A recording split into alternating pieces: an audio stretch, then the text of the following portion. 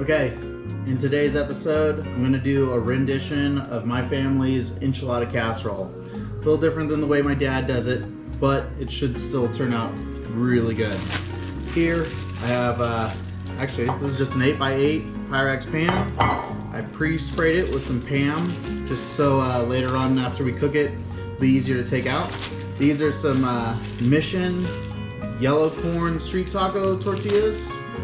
I got some Mexican style cheese blend, but they call this the rustic cut. I don't know if you're gonna be able to see that, but it's like a larger cut. It's delicious. And I pre-cooked a pound of ground beef with, I'm trying a different taco blend. I normally just kind of make my own, but there's a seasoning company that my dad and I have recently been using called Kinders, and they came out with a taco mix, and it's very tasty. I have here Hatch green chili enchilada sauce. Now, if you've never heard of Hatch New Mexican chilies are an amazing thing, and we used to order them there in Los Angeles, shoot, every year. They're amazing. Well, I guess the town has gotten so large and so popular that they've actually started packaging their own enchilada sauce, their own chilies diced up in cans, and you can just get them all already canned up. And then this is a can of sliced black olives. So ultimately we're just going to layer this. So I'm going to take some of these tortillas. I already cut them in half just because it makes it easier putting them into both into the corners and along the edges.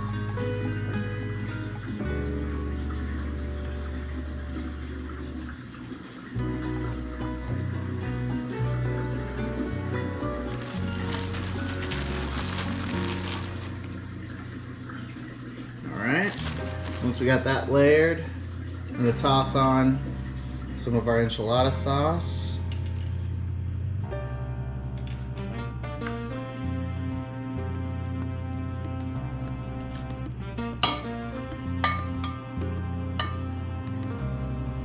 Don't worry about making it too clean. It's gonna all kind of melt together in the oven anyways. By the way, I preheated the oven for 350.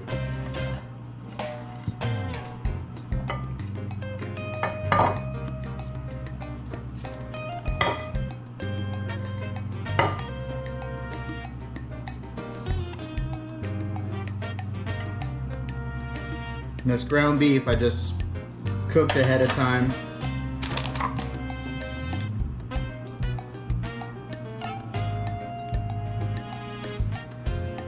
And add, go ahead and add more or less of whatever you don't like or do like. And I mean, this is really just a simple dish to just kind of throw all together.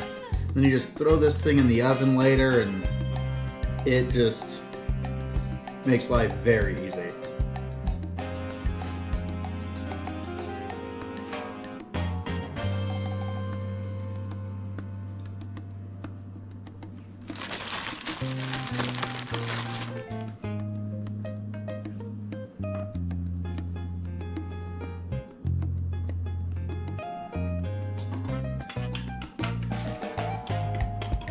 Now, my family normally uses like El Pato enchilada sauce.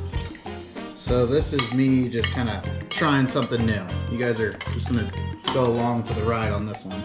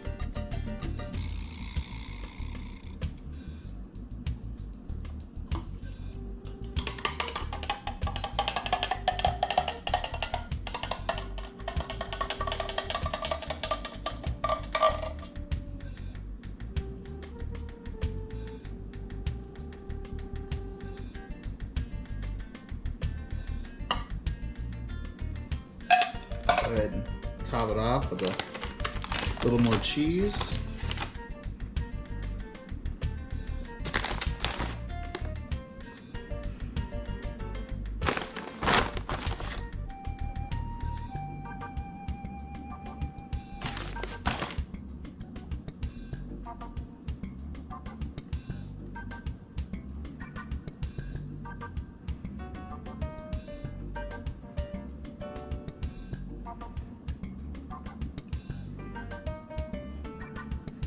Alright, now we're just waiting for the oven to get up to temperature, and we'll go ahead and throw it in.